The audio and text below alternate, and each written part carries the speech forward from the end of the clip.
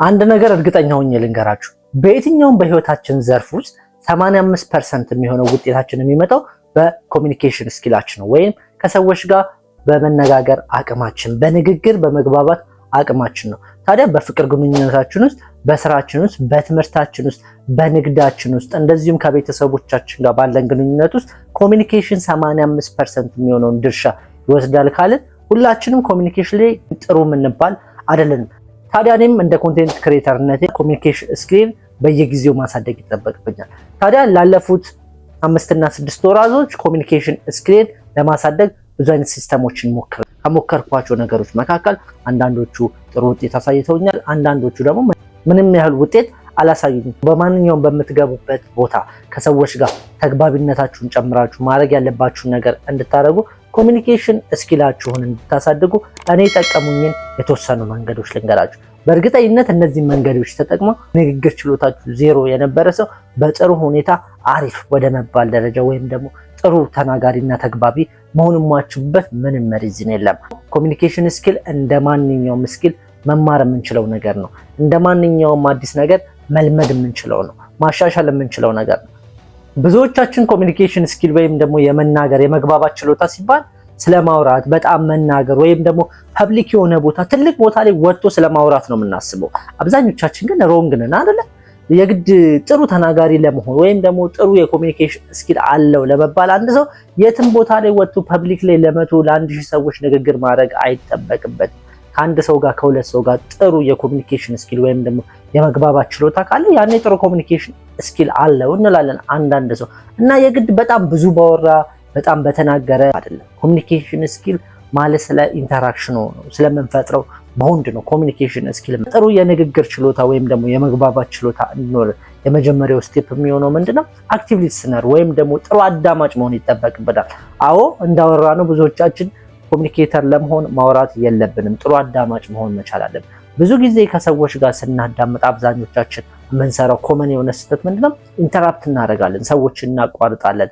እኔም ብዙ ጊዜ የምሰራው ስህተት ነበርና ከጊዜ ወደ ጊዜ ይህንን ስህተቴን ለማረም እሞክራለሁ። የመጀመሪያው ነገር ምንድነው? ሰዎች ሲያወሩ አለማቋረጥ፣ የሚያወሩት ሰዎች ጋር ፊት ማድረግ፣ ከዛ ውጭ ደግሞ እሺ ከዛስ እያለን እነሱ እንዲያወሩ ማበረታታት፣ የተናገሩትን ነገር ደግሞ መጨረሻ ላይ ሪቫይዝ ብናደርግላቸው ደግሞ ሞር ከነሱ ኮንሴፕት ጋር እንደተገናኘ እናረጋግጥላቸዋለን። የነገሩን ነገር እንደገባን ማረጋገጥ ይጠበቅብናል።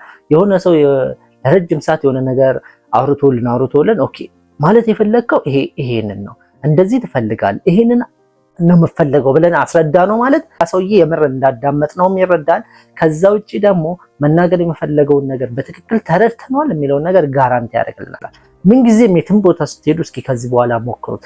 የምር ሰው አዳማጭ ሰው ካገኘ ለማውራት ዝግጁ ነው። ሁሉም ሰው ማውራት ይፈልጋል፣ ግን እኛ አብዛኞቻችን ማውራት ነው እንጂ የምፈልገው አናዳምጥም። እና ኮሚኒኬሽን ስኪል ደግሞ የማዳመጥ አንድ ፓርት ነው እና ይሄን በየጊዜው እየሰራሁበት የሚገኘው ነገር ነው።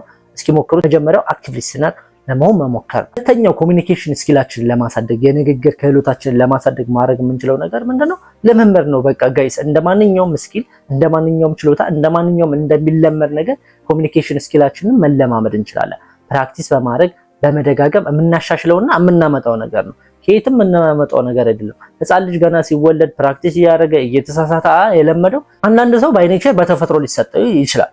በተፈጥሮ ጥሩ ተናጋሪ ሊሆን ይችላል፣ ጥሩ ተግባቢ ሊሆን ይችላል። እንደውም የነሱን ጥሩ ተግባቢ የምንላቸውን ሰዎች እንደ ሞዴል በመውሰድ የነሱ ካራክተር ምንድነው ተናጋሪ እንዲሆኑ ያደርጋቸው፣ ጥሩ ተግባቢ እንዲሆኑ ያደርጋቸው። እነዛን ነገሮች ፕራክቲስ ማድረግ ይጠበቅብናል።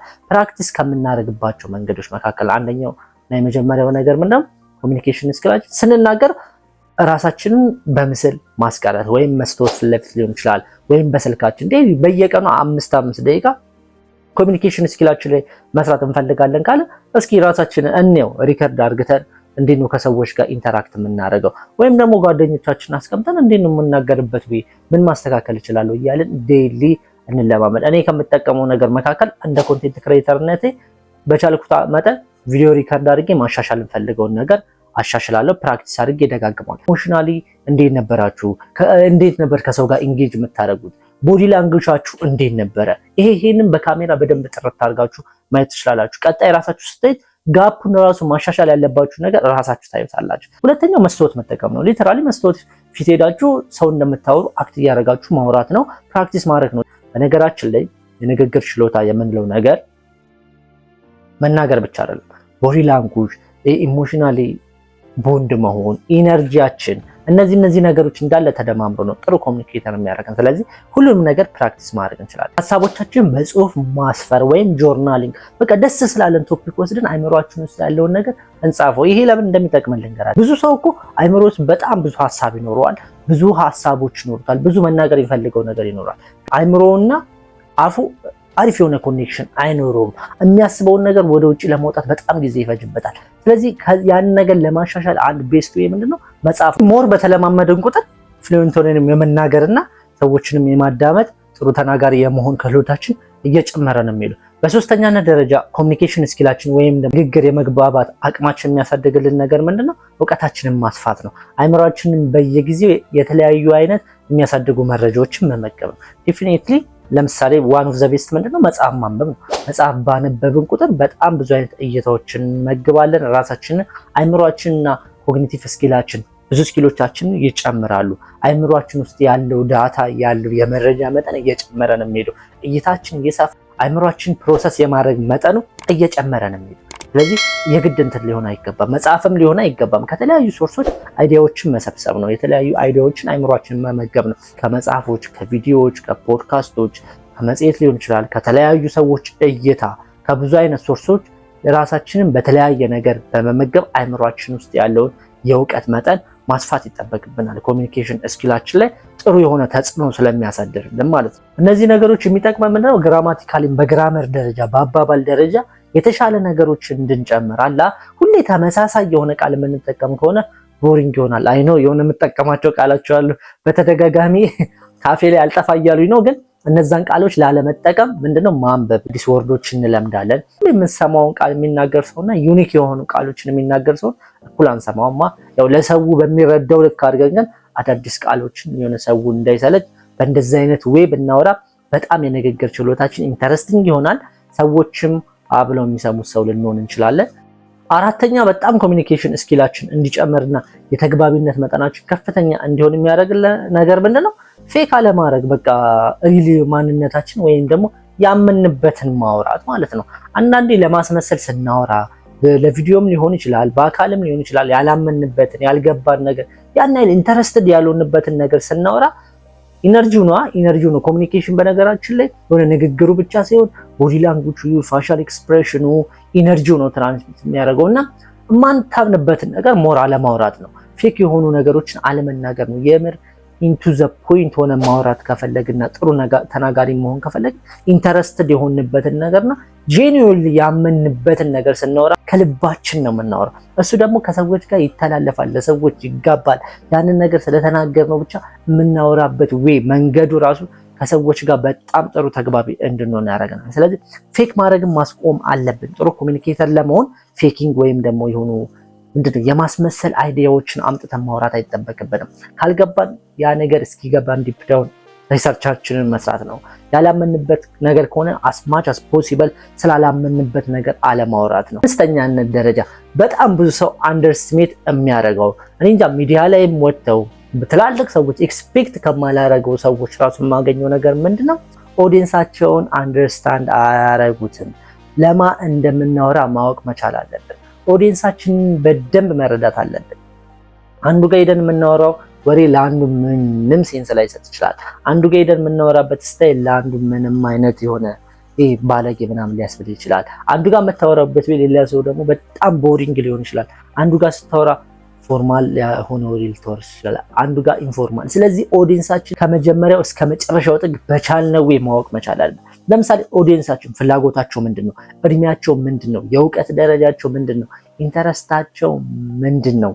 እነዚህ ነገሮች ራሱ በትንሹ ማወቅ መቻል አለብን። ለ6 ዓመት ልጅ እና ለ90 ዓመት ሰውዬ ተመሳሳይ ወሬ አትወራ። ተመሳሳይ አይዲያ ራሱ ይዘህለት ብትሄድ የምታወራበት ወይ ይለያያል። ዴፊኒትሊ አንድ ፎርማል ኤዱኬሽን ለሌለው ሰውና ለገጠር ኢትዮጵያ ማህበረሰብና ፎርማል ኤዱኬሽን ላለው ዲግሪ ላለው እንግሊዘኛ ለሚችል ሰው የምናወራው ወሬ ይለያያል።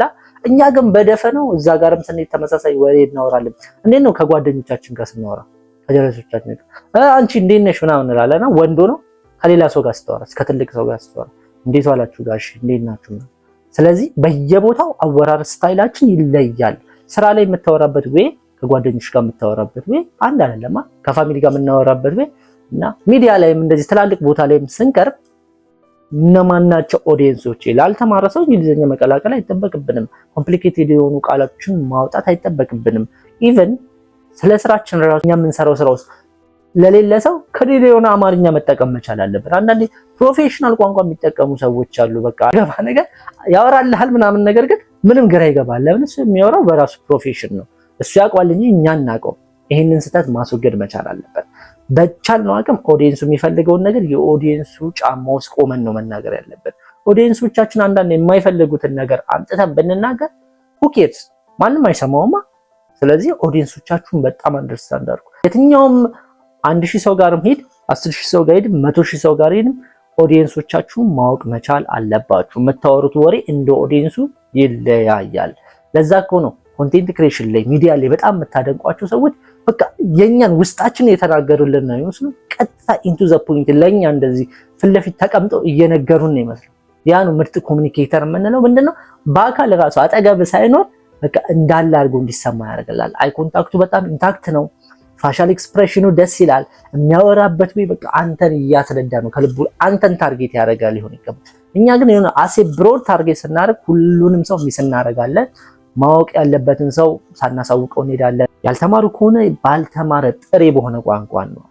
ፕሮፌሽናል ከሆነ ለፕሮፌሽናሉ ኦኬ፣ በፕሮፌሽናል ግን የተለያዩ ፕሮፌሽኖች የተደባለቁ ሰው ከሆኑ አንድ ፕሮፌሽን ብቻ የሚገባውን ወሬ ማውራት አይጠበቅብንም። ይሄ በጣም ትልቅ ሺፍት ነው። እንደውም አራቱን ራሱ አሟልታችሁ ይሄ እዚህ ጋር ፌል ካረጋችሁ እመኑኝ ከማንም ሰው ጋር ነው ኮሙኒኬት የማታረገው። ጥሩ ተናጋሪ እንሁን ካልን ደግሞ ፊድባክ መጠየቅ ይጠበቅብናል። እንዴት ነበር ንግግሬ፣ እንዴት ነበር ስናወራ? ስለዚህ እናንተ ጋይስም ለኔ ደግሞ ኮሜንት ላይ ፊድባክ ስጡኝ ስለ ኮሙኒኬሽን ስኪል ምን ማሻሻል እንደምችል። በዚህ ሁኔታ ኮሙኒኬሽን ስኪላችሁን ማሳደግ ትችላላችሁ። ሞክሯቸው፣ በእርግጠኝነት በደንብ ያሳድጓቸዋል። እና ለዚህም ቻናል አዲስ የሆናችሁ ሰዎች ይህንን ቻናል ሰብስክራይብ በማድረግ ይህንን ግሩም የሆነ ፋሚሊ በመቀላቀል እንደዚህ ጠቃሚ መረጃዎችን በመቀየር ራሳችንን ማሳደግ እንችላለን። ከዚህ በፊት ስለ ሞንክ ሞድ የሚያሳይ ቪዲዮ ሰርተንላችኋል። ገብታችሁ ቼክ ማድረግ ትችላላችሁ። አብራችሁን ስለነበራችሁ እናመሰግናለን።